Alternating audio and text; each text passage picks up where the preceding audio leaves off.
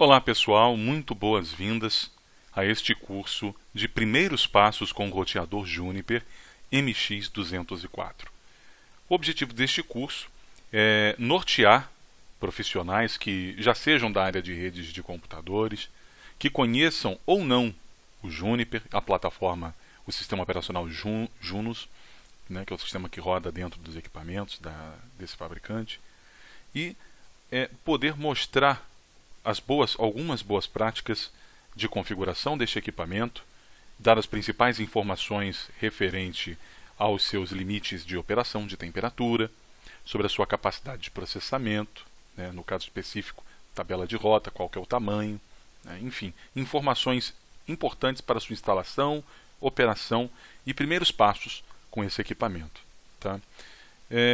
Nesse curso nós vamos abordar então um pouco sobre o equipamento em si, as suas principais aplicações, por que ele tem sido utilizado.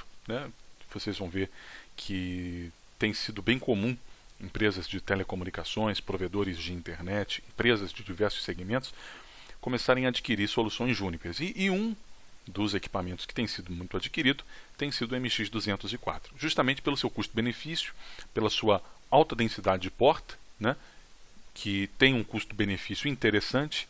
Nós vamos abordar sobre isso. Também sobre a questão de energia, de instalação desse equipamento, que às vezes pode gerar um pouco de dúvida, e aqui o objetivo é simplificar isso de uma forma objetiva e prática. Também vamos ver configurações básicas. Por quê? Configurações como colocar a senha de root, de usuário raiz, criar usuários no Junos, alguma parte ali da própria CLI do equipamento, nós vamos abordar também. Como ver a recomendação de versão, porque tão importante quanto instalar o equipamento e dar a configuração dele é fazer o suporte, é manter ali sempre visto quais são as versões mais recentes, quais são as versões mais recomendadas pelo fabricante. E isso nós vamos abordar também nesse treinamento. Vamos também abordar os templates. Como o MX204 ele é um equipamento que tem uma flexibilidade muito grande, obviamente ele tem templates. Por quê? Ele tem 4 portas de QSFP28, que podem ser tanto 100 como 40 GB. E tem 8 portas de 10 GB. Então é de se imaginar que tem bastante jeito de configurar. Seja usando 2 como 100, 2 como 40, o restante das portas de 10 GB, ou outro formato que você venha a preferir, que a sua aplicação, que a sua rede venha a demandar de você.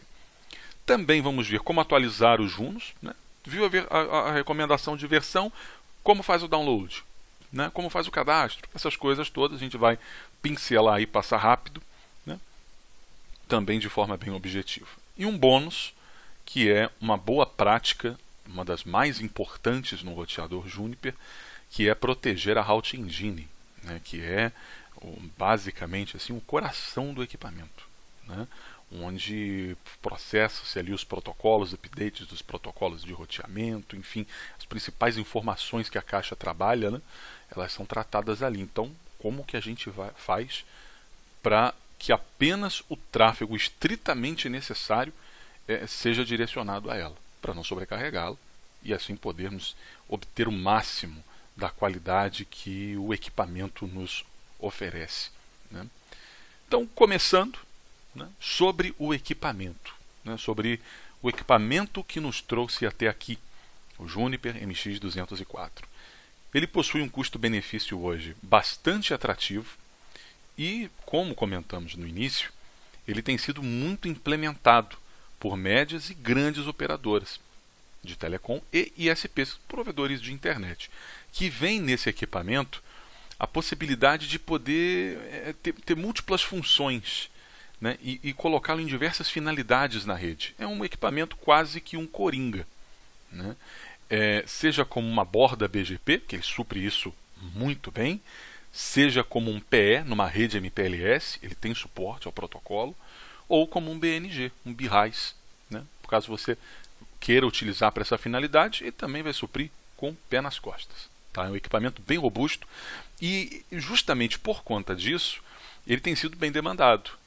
Provavelmente você chegou até esse curso por causa disso, ou porque A empresa que você trabalha comprou, está pensando em comprar, ou você já ouviu falar desse equipamento aqui.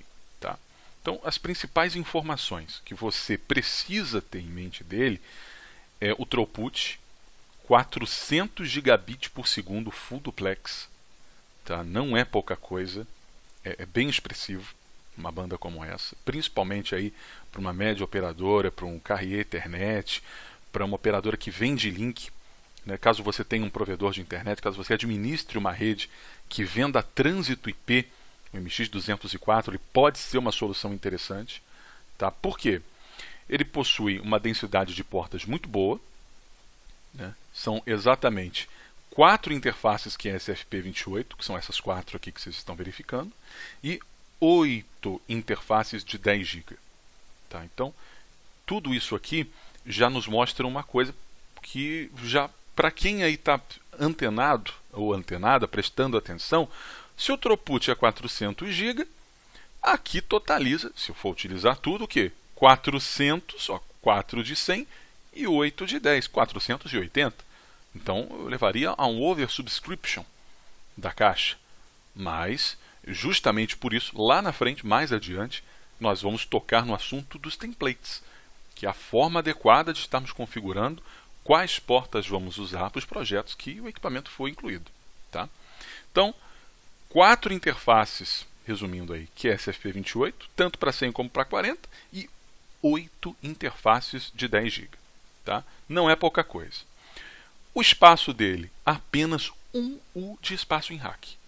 Então, além dele entregar muito, ele também ocupa pouco espaço. Ele coloca num U ele, no outro U um switch, e você consegue aí otimizar espaço. Porque às vezes você trabalha numa telecom que compartilha rack com outras empresas. É bem comum no ramo.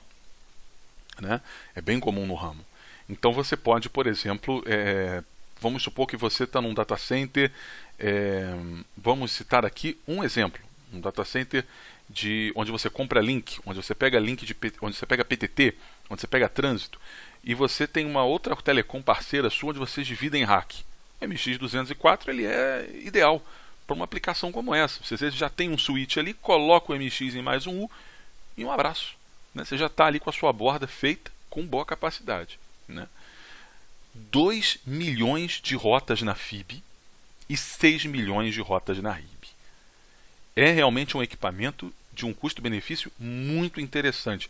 6 milhões de rotas de RIB e 2 milhões de FIB, resumindo, se você vende trânsito IP, se você tem também muitos upstream, né? Exemplo, você é um provedor que vende trânsito para outros, você é uma telecom que vende trânsito para outras empresas. O que você pode fazer? O que esse equipamento te possibilita?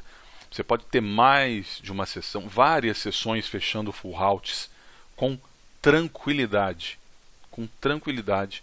E você vai ter um equipamento capaz de otimizar, né, a tabela de roteamento do BGP ali.